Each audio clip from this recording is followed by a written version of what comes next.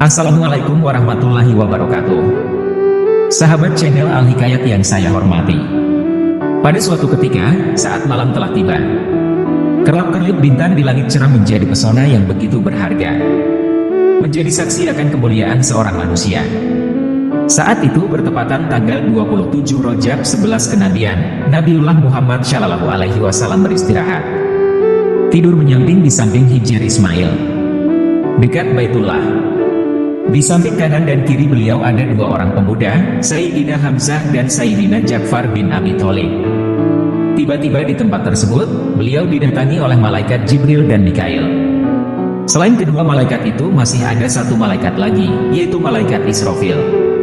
Kemudian ketika malaikat itu membopong Nabiullah Muhammad hingga sumur Zamzam, lantas Nabiullah Muhammad ditelentangkan di sana. Adapun yang menjadi penanggung jawabnya adalah malaikat Jibril. Di dalam sebuah riwayat lain dijelaskan bahwa tiba-tiba atap rumah saya tersingkap. Lantas malaikat Jibril masuk. Setelah itu Jibril membedah mengoperasi dada Nabiullah Muhammad, dimulai dari bawahnya leher hingga sampai di bawahnya perut. Malaikat Jibril kemudian berucap kata kepada malaikat Mikail, "Ambillah bokor emas yang berisikan air Zamzam. Saya hendak menyucikan hati dan batinnya." Mana Nabiullah Muhammad Shallallahu Alaihi Wasallam. Setelah itu, malaikat Jibril mengeluarkan hatinya Nabiullah Muhammad Shallallahu Alaihi Wasallam sampai 3 kali, dan membuang semua kotoran yang terdapat di dalam batin kanjeng Nabi. Adapun malaikat Mikail mondar-mandir sambil membawa 3 bokor emas yang di dalamnya berisikan air Zamzam. Setelah melakukan semua hal itu, kemudian membawa bokor emas yang isinya penuh dengan hikmah dan iman.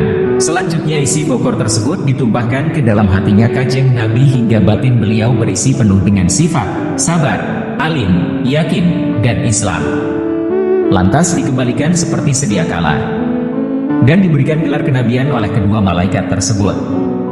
Selanjutnya kanjeng Nabi Muhammad disediakan kendaraan buruk, lengkap dengan pelana dan kendalinya.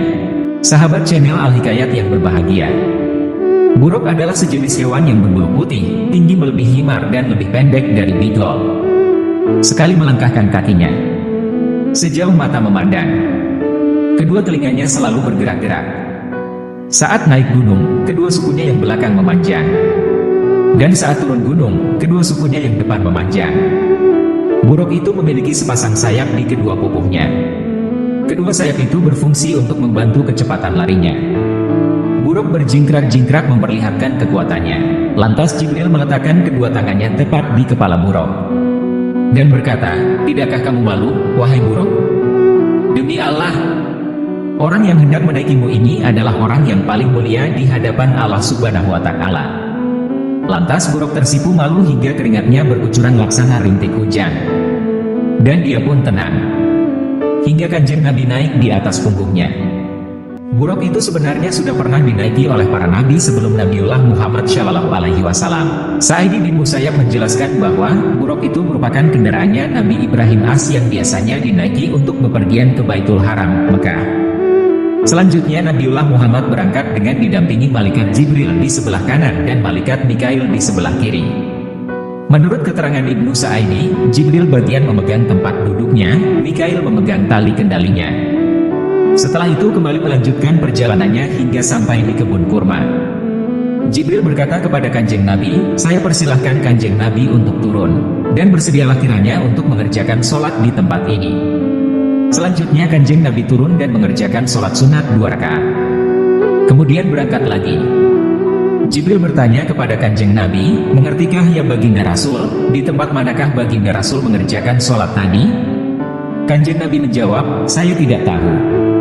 Jibril berkata, "Baginda tadi sholat di Thaibah, Madinah, di tempat itulah kelak baginda Rasul akan berhijrah." Tidak lama kemudian buruk berangkat lagi dengan kecepatannya yang sangat kencang. Begitu sekali melangkahkan kakinya, sejauh mata memandang, laksana kilatan halilintar sudah sampai tempat tujuan. Jibril berkata kepada kanjeng Nabi, "Saya persilahkan kanjeng Nabi untuk turun, dan bersedialah kiranya untuk mengerjakan sholat di tempat ini." Selanjutnya kanjeng Nabi turun dan mengerjakan sholat sunat 2 rakaat. Kemudian berangkat lagi. Simak terus season 2-nya. Walau a'lamu bishawab.